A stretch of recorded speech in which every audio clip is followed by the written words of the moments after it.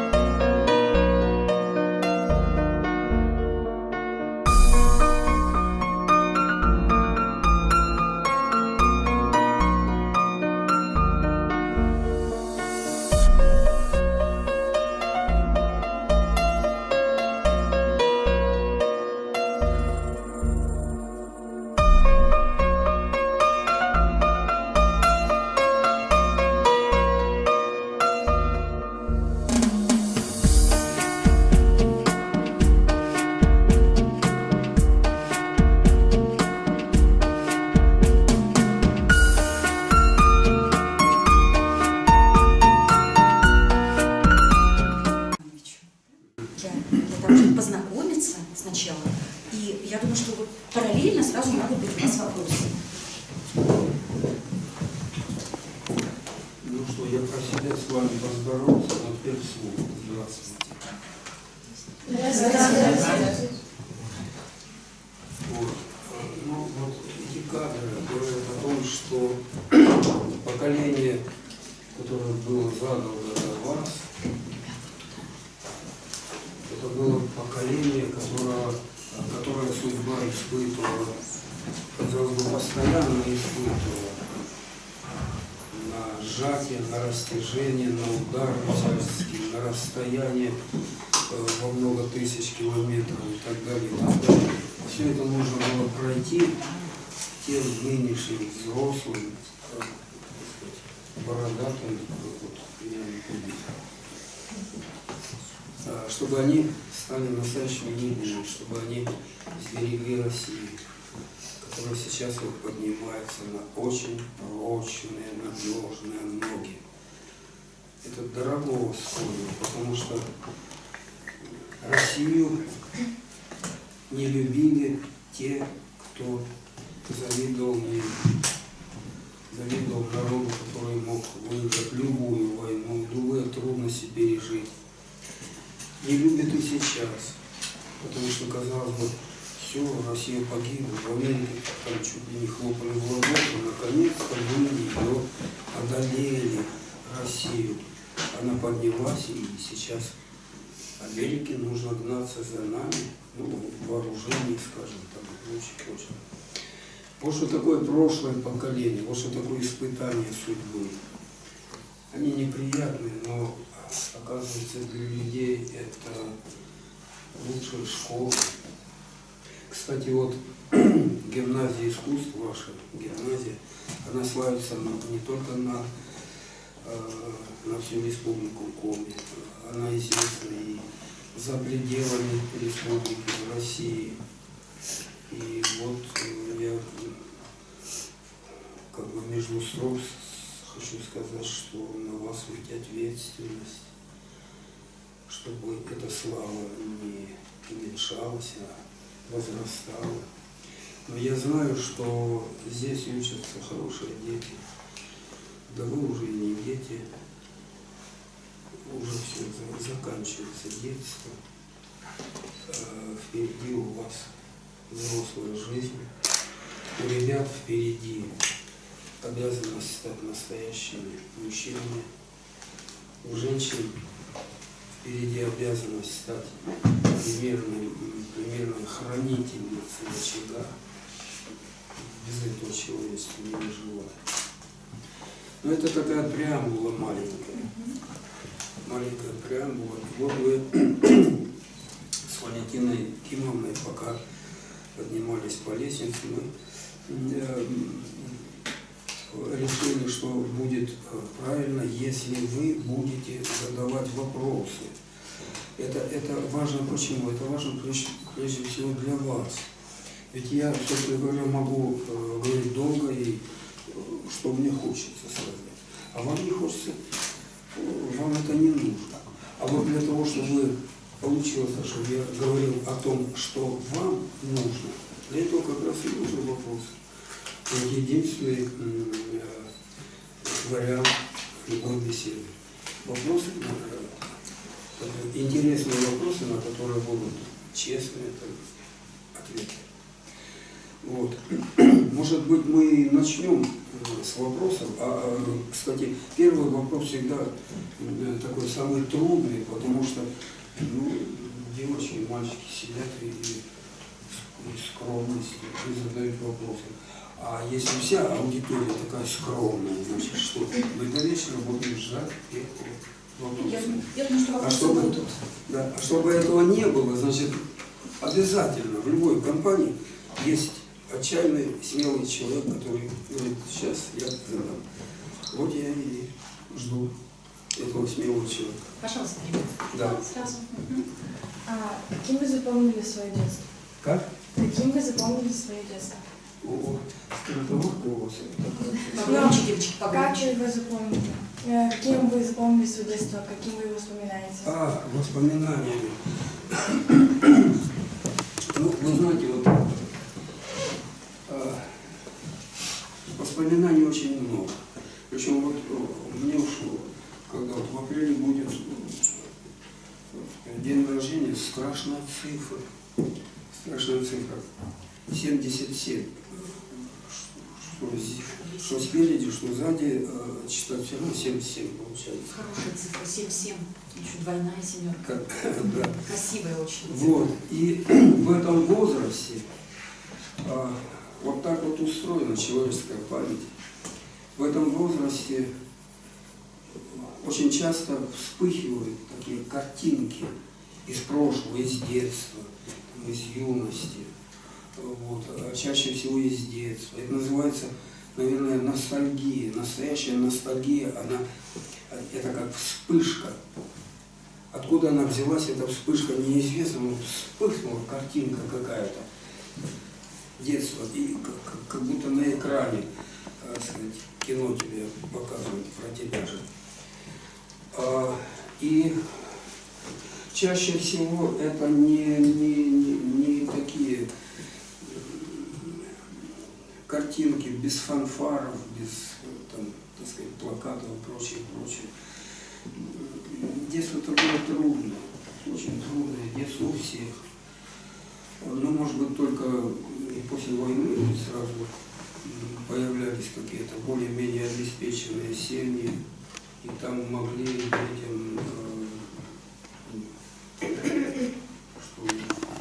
создать некоторые условия, чтобы они не нуждались ни в чем. Но у нас не было таких условий, и вокруг меня, сколько я знал, ни у кого не было таких условий, поэтому мы бы нуждались во многом. Но мы не знали, что такое нам пожелать красивое, честно, мы не знали этого красивого. Ну как можно пожелать то, о чем ты не знаешь? Мы единственное знали, что да, родители все равно ведь на завтра приготовят кусок хлеба. А если не приготовят, ну что-нибудь придумают. Ну и так далее. И ничего плохого не было. Мы чувствовали себя нормально. Мы не чувствовали себя несчастными какими-то. Для нас это было обычное дело. Мы видели, как взрослые работали. Они работали как лошади, так сказать, тягловые. И мы не могли ничего пожелать от них. Это было бы нечестно, но у нас в голове не укладывалось критическая фраза. Вот мне нужно то-то, то-то. Вот. Сейчас это не знакомо. Ну, может быть, кому-то и знакомо, ведь есть семьи, которые воспитывают детей в духе, ну, в таком непотребительском. Вот. И с какого-то возраста некоторые родители, умные родители, говорят, если тебе это нужно, ты уже взрослый человек, вот у тебя каникулы, пойди, вот, наймись куда-то на работу, на месяц, на 2 и прочее. Сейчас, вот, кстати, стали уже практиковать такое дело. Раньше говорили, ах, как это нехорошо, детей заставляют работать. Как это так? А как же они повзрослеют, они не умеют работать, их не научили. Они знают, что нужно работать, и все, а больше ничего не знают. Вот. Вот такое вот детство было. И к чему я все это рассказываю? Писать, как становится писателем? Не потому, что хочется, а потому, что нужно. Такое условие. Мало того, что может, он знает о чем и знает как. И вот когда люди проходят такие испытания в детстве, в юности и прочее, когда они жизнь познают во всем ее объеме, не по картинкам, ничего, а вот на натуре, так сказать, вот тогда ему не нужно задуматься, о чем писать. Это живет в нем и просится наружу, просит выхода. Вот так вот получилось, вот есть книжка «Дай доброты и сердечку». Книга, которую, когда вышел тираж, как вот мне сказали, был еще книга торг такой, организации, сказали, сказали, говорит, эту рекорд. За неделю раскупили весь твой тираж. Вот. А я ее написал, ну, почти что не отрывая пера от бумаги, потому что во мне это все уже было. Вот. И те ребята, герои, так сказать, этой книжки, они передо мной как живые были. А вот когда человек не знает жизни, ну о чем он может писать? Если он жизнь как бы подглядывал или из-за угла за жизнью, или в замочную скважину, ну о чем он может написать? О том, как выглядит жизнь через замочную скважину? Но это никому не нужно. Абсолютно. Это ничего не дает. Поэтому станет ли кто-то из вас писать книжки или не станет, это не важно. Но старайтесь видеть жизнь со всех сторон. Слева, справа и так далее, и так далее. Углубляйтесь. Старайтесь понять, почему.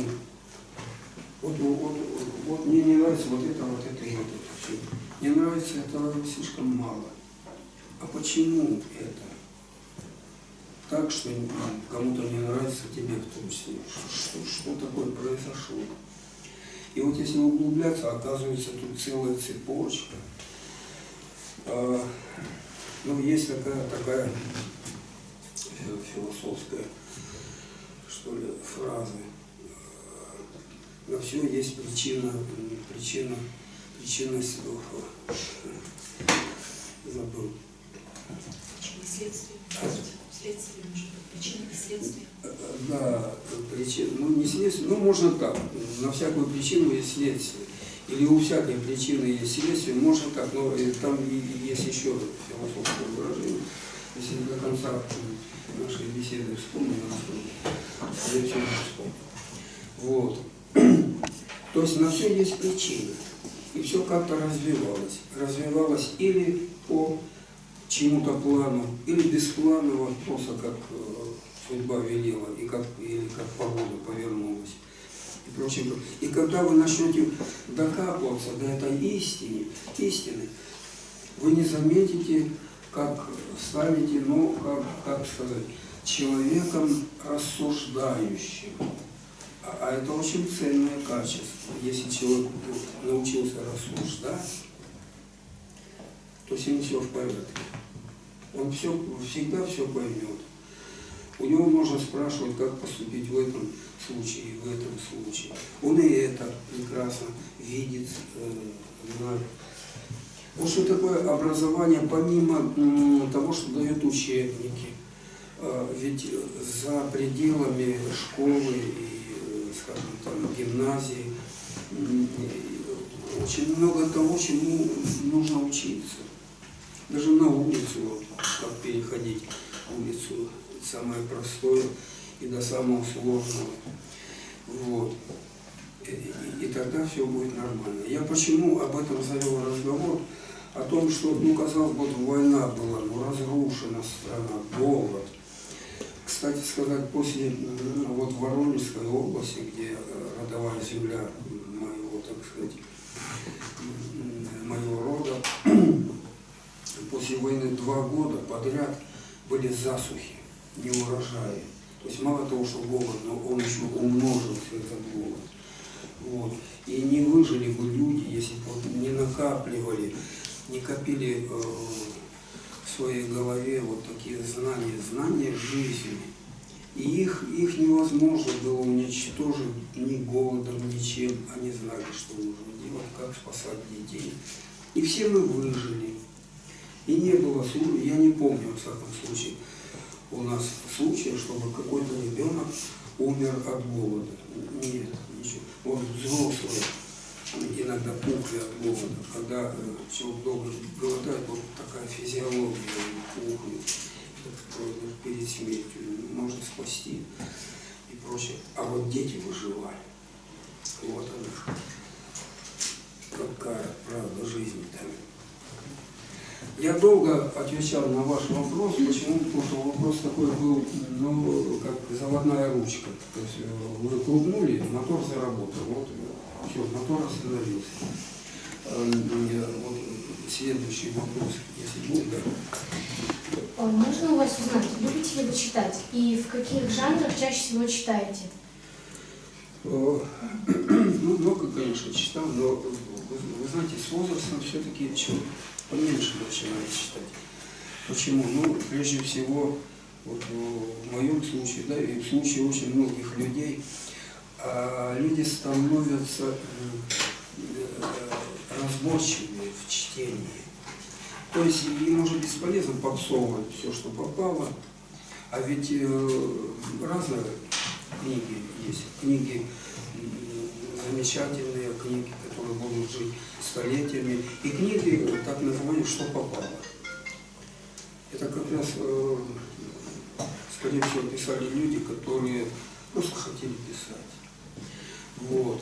Такие книги я не считаю. Мало того, ну, поскольку я сам литератор и прочитал достаточно много, то даже по первым строчкам, по первому абзацу, ну, в крайнем случае, по первой странице видно, что за писатель, что за литература, нужно тебе или нет. Если это не нужно, жизнь коротка, я не могу растрачивать, сколько мне там осталось, Господь Бог и тот, наверное, еще не подсчитал.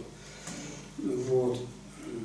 Зачем же мне тратить время на чепуху? А ведь, ну, я, может быть, и не должен вам так говорить, но есть книги, которые на обложке, которые нужно писать под заголовком, в скобках или без скобок. Чепуха. Не надо тратить время на такие. Особенно есть такие, так называемые, женские романы. Вот после перестройки вдруг открылся какой-то вот кран, что ли, открыли хлынуло это, эти женские романы, слезливые и прочее, неинтересные. И я как-то попытался читать, ну хотя бы узнать, что это за роман, но я не стал ее читать, потому что мне не хотелось плохо думать о женщинах. Женщина – великое дело. Что же это за человечество было бы, если бы мы не имели женщин? Я бы улетел на Марс. Вот, такие дела. Это что касается чтения. Ну, перечислять там. Вы знаете, когда-то я работал электросварщиком, и электросвар там щиток, вы, наверное, знаете, да, через щиток можно смотреть. Если в щитке появилась трещина, то за одну смену можно испортить зрение. Вот у меня появилась трещина, но нужно было срочно мне отремонтировать одну такую громоздкое устройство, шахтное, назывался шахтный опрокид. Тут не буду рассказывать, почему опрокид. Он опрокидывал вагонетки, из которых сыпался уголь. Вот. И несмотря на эту трещину, я варил, сделал и прочее. А на следующий день я не мог смотреть. И вот мне пришлось где-то какое-то время сидеть дома, в полутемной комнате, полутемная, чувствую темную. И вот в это время я чем занимался? Я прочел «Граф Монте-Кристо» там и прочее, и прочее. И отец говорил, что ты делаешь, ты же до конца угробишь зрение-то свое. Вот. Тебе нельзя читать, тебе нужно просто сидеть, и я говорю, ну, буду сидеть, а еще что я буду? Ну, думай. Я говорю, я уже все передумал. Читать можно. Вот что такое чтение. Вот. С риском для зрения. Вот, читать, но читать хорошие книги. А вот в детстве, в раннем детстве, вот, ну, понятно, что любая мама, она следит за тем, чтобы дети вовремя засыпали, чтобы они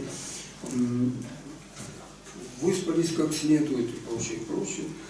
И они, если не знали, так сказать, по книжкам, то чувствовали, что это связано с их здоровьем, детьми. А мне хотелось читать, и я у брата фонарик или попрошу, или, значит, выкраду. И вот под одеялом я с фонариком читал книги. И вот. Одеяло где-то через дырочку там просвечивает, одеяло с меня срывают, за ухо потреплют, книжку отберут. Вот. А я смотрю, куда ее спрячут, книжку, куда-то там спрятал. Вот все утихло, я книжку вытащил, опять фонарик включил. Ну, наверное, это просто такая детская шаловливость, но она кое о чем говорит. Вот когда дети с самого своего детства научились читать и дружат с книжкой, они не представляют себя без книги, это хороший знак. Этого, конечно, мало, быть начитанным, но начитанному ребенку можно уже очень многое объяснить, взрослые могут объяснить. Они уже не просто хлопают глазами вот, и ничего не понимают, они впитывают в себя. И вот у каждого из вас, без малейшего исключения, будут дети, вот вы помните о том, что им нужно заронить в душу, для того, чтобы они были настоящими людьми. А это счастье, папа и мама, хорошие дети. Тут был у нас, кстати, вот моя жена Елена Васильевна Габлова, тоже писательница. И у нас вот почему-то так, мало того, что мы встретились где-то в Таджикистане, мы встретились и стали писателями оба. Мало того, что ей присвоили звание народный писатель Республики Коми, а потом мы ей говорили, ребята, вы наверное, все-таки поиздеваться над нами хотите. Вот, нет, ну и так далее. Вот такие вот дела. Так вот, она без книги, по-моему, еще в детском саду уже не могла быть. И сколько она больше меня перечитала, это точно. Вот. И то же самое у нее, и детство у нее было очень трудное. По тому же самому алгоритму все происходило. Испытания в детстве – это, в общем-то, такая разумная юность. А разумная юность – это, в общем-то, порядочный, уважаемый, взрослый человек, который знает свое дело и делает ее добросовестно. Только добросовестно. Недобросовестно – это не для настоящего человека. Это для тех, кого научили хитрить. Вот. Я очень долго отвечал на вопрос, да? Долго, да? Мог бы еще дольше. Вы знаете, Да. Владимир Ильич, я знаю, что ребята почитали рассказы. Вот, мы очень любим миловацкие памятки. И я думаю, что вот, можно я один вопрос задам, он меня правда сильно беспокоит. Цапа рассказ, он не относится к миловацким памяткам? Он очень похож на те рассказы. Почему я Да, спрашиваю? дело в том, что он написан уже после того, как я бы завершил этот цикл «Миловацкие памятки». Но это оттуда. То есть можно перечислить? Это оттуда, да. Это те же места, о которых написано. Это те же миловацкие памятки. Ну, как я могу усунуть? Миловацкие памятки вышли в предыдущей книге. Может быть, там в скобках написать довесок к миловацким памяткам. Ну, это при следующем издании. Да, может быть, при следующем издании. Я знаю, что, извините, я знаю, что ребята читали рассказы именно из миловацких памятков, Цапу они читали вот из зеленой книги. Я бы хотела, чтобы, может быть, кто-то, ребята, из вас вот выразил, я просто слышала эти эмоции после прочтения. Мне кажется, Петру Митрофановичу было бы важно услышать вашу эмоциональную, такой отклик такой эмоциональный. Может быть, кто-то хочет это сделать? Карин, хочешь? Скажи несколько слов. Ты недавно прочитала, да? Вот как ты прочитала? Ну, наверное, сказать, что он мне очень понравился, было бы слишком банально. Он прям тронул меня. Я плакала в конце. Какой рассказ? Цапа. Цапа. В конце произведения я заплакала. Настолько он меня сильно тронул. Вот. Я хотела бы задать вопрос. Каков процент художественного вымысла в этом рассказе? Или это чисто автобиография? Практически никакого. Может быть, я не все детали не все знал. Но это не обязательно, если я, скажем, сказал, что был сугроб снега, а на самом деле снег только-только начинал выпадать, но это ведь несущественно, правда? Вот. А самое важное там, как все как было. Но не просто, я не фотографировал вот, со своей памяти, фотографию вот сделал со своей памяти и написал рассказ там. Этого не нужно делать. Все-таки литературная как бы обработка внутри этого еще в мозгу должна быть. Ну мало ли что там на самом деле могло быть. Вдруг, так сказать, человек идет, а у него ремня не было, и он штаны потерял. Ну зачем об этом писать? Вот. Что-то другое взамен нужно было, чтобы это работало на тему. То есть, что такое вот рассказ и любое произведение? Вот, вы знаете, как вот шашлык делается? Это шампур, и на него нанизывается кусочек за кусочком, и все это от шампура никуда не уходит. Вот, это, грубо говоря, это есть тема, и все это нанизано. Так вот, каждый кусочек продуман, он не случайный. И он работает на то, чтобы читатель получил что-то для души и носил в этой душе как какой-то маленький инструмент, который он может при необходимости, жизненной необходимости, применить этот инструмент, который помог. Можно задать еще один вопрос? Погромче говори. Как вы думаете, сейчас век, когда у нас есть все и даже больше, когда мы И не даже страдаем, больше это опасно, когда правда? мы не страдаем от А войны, как, я прошу брать дальше. как вы думаете, люди стали черствее в наш век?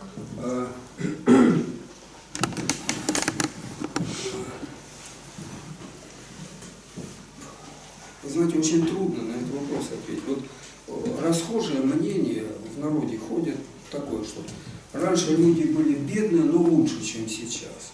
А сейчас вот они лучше живут, но они хуже тех людей. Я не верю в это. Я не верю. Честь, совесть, достоинство, все человеческие качества, они никуда не делись. Они присутствуют до сих пор. Они в людях. Честь, достоинство и прочее, все хорошие качества. Вот. Но как раньше были люди нечестные, встречались, были и воры, были и убийцы, но все было. И сейчас тоже.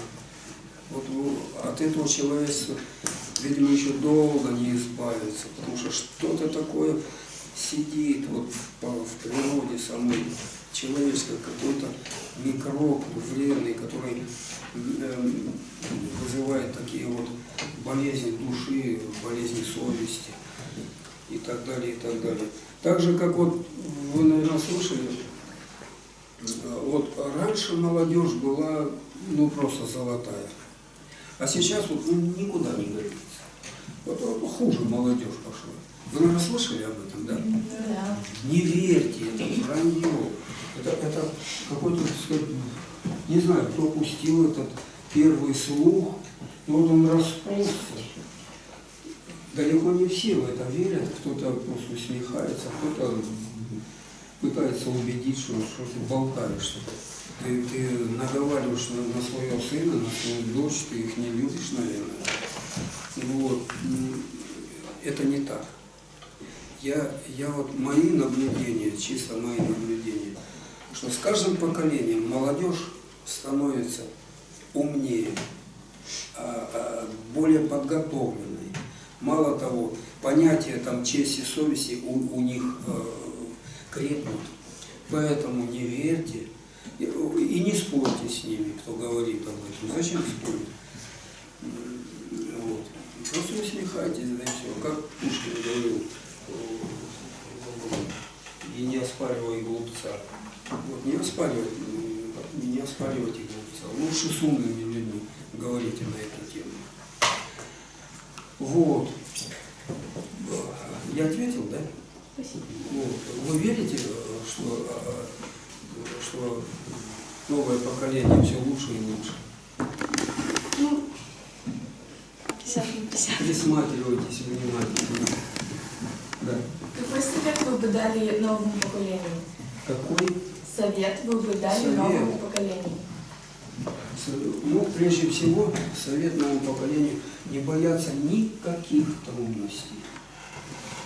Это очень важно, очень важно. Если один раз спасовали, второй раз спасовали, а потом уже ничего не получается. Как ни крутись, не получается. Что-то такое упущено. Оказывается, уверенности в себе не хватает. Человек должен быть уверен в себе. Ну, представьте себе, вот, даже такое детство человеческое, когда человечество по пещерам жило, как бы оно могло выжить, если бы не верило в себя? Как бы они на мамонта шли, и не добыть мамонта, это же вымирание. Вот уверенность, она всегда спасала человека. И если вдруг она исчезнет в людях, уверенность, ну это будет катастрофа. Это просто будет катастрофа. Вот, скажем, была перестройка, все перевернуто с ног на голову. И Ельцин дров наломал, и другие, и прочее, и прочее. И у некоторых руки опускались. О, все, Россия погибла. Но большинство знали, что ничего, выберемся. Выберемся, никуда не денемся, выбрались. Все прекрасно сейчас. И причем Россия на подъеме. Это экономисты и другие там ученые говорят, что это только начало, что подъем, основной подъем еще впереди. Вот что такое уверенность. Так вот это главное. Ну а потом что? А потом честь, совесть – это то, что должно быть у каждого человека в походном рюкзаке. Пусть котелка там нет, прогорел и потерял, а вот честь, совесть, достоинство, они должны быть всегда. Без этого нельзя жить. Без этого вообще-то, вот если в обществе не достает людей, которые носят такие вот качества, и этому обществу не позавидуешь, оно может сойти с верной дорожки и так далее. Как это у Булата Акуджавы есть такие строчки.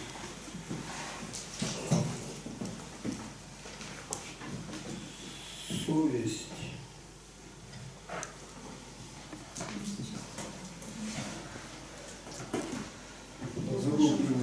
Совесть там что-то и достоинство, вот оно, святое наше воинство. Вот у него две строчки есть. Это можно носить как девиз. Вот второе слово выполнено. Ну ладно, в общем. Ну вот такие вот дела. Я примерно ответил, да? Это очень сложный вопрос. На этот вопрос можно не просто там устно ответить, а целую книжку написать. Но я думаю, что дальше вы сами будете развивать эту мысль и дойдете до хороших вкусов. И другим будете говорить. Это главное, благодарю. Ребята, может быть, кто-то еще хочет что-то спросить? Есть ли у вас свой девиз по жизни? Девиз? Да. Ну, очень короткий девиз. Вперед и выше. Вперед и выше. Не по горизонтали, а все-таки вперед и выше. По касательной. Вот. Еще, ребят, еще? Настя, хотела что-то спросить? Это у меня просто книжку отняли.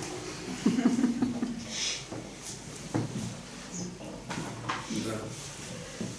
Ребята, художники, может быть, вы нам покажете, что вы сделали? Очень интересно.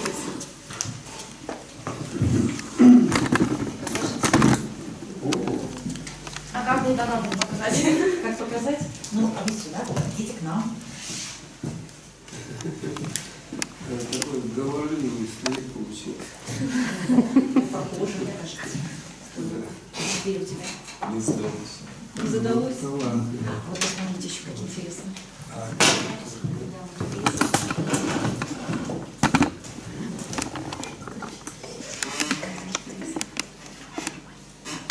Да, ребята, вы талантливые люди.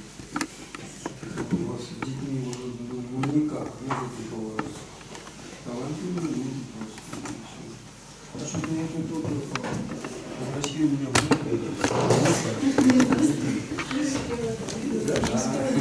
Я думала, когда записывать взгляд, чтобы было. молодцы, молодцы. Очень интересно. Ну что, ребят, что еще сказать хотите? Спасибо. Спасибо. Я думаю, что вот нам надо еще осмыслить слова, которые мы сегодня услышали, правда? Сделать фотографию. Да, замечательно, что Людмила Ивановна вот сняла нашу встречу, да, и мы можем вернуться, еще раз послушать, посмотреть. Сегодня на официальный наш сайт темноте выложим. Вот это видео выложим. Я думаю, что вы получите такую возможность еще раз посмотреть и подумать над теми очень важными глубокими словами, которые вы сегодня услышали от Петра Митрофановича. И мы, взрослые, это сделаем. Да? Вы знаете, я прошу прощения, вот я не успел еще одну вещь сказать. Конечно. Рисунок, я побежал на рисунки рассматривать и по дороге потерял. Вы знаете, вот надо помнить еще о такой вещи, обязательно помнить. Есть такое понятие, как образование, высшее образование. Вы знаете, что есть люди, которые получают 2 высших образования. Я знал одного человека, который получил 3 высших образования. 3. Это 3 диплома, да?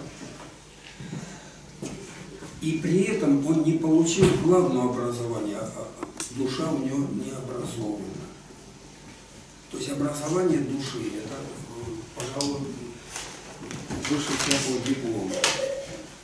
То есть, заботясь о своем высшем образовании, нужно помнить о том, что душа требует именно высшего образования. И тогда все будет хорошо, тогда все будет складываться.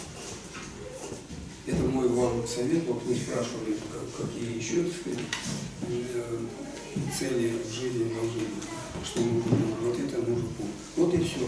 Я просто Спасибо большое. догонку.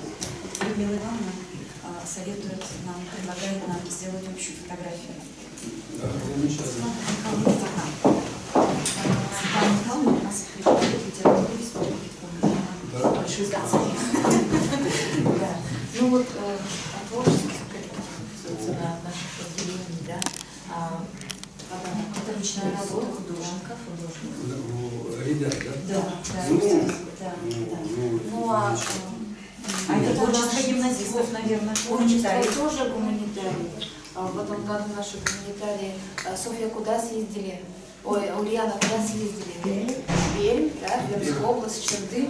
Вот, Такой отчет, да, такой альбом, да, экспедиция проводит.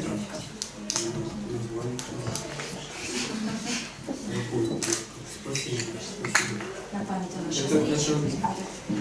Это будем считать, что я вот насколько наговорил, да? Будет так. Да. Ну, конечно, руководите нами, как нам, куда нам стать лучше.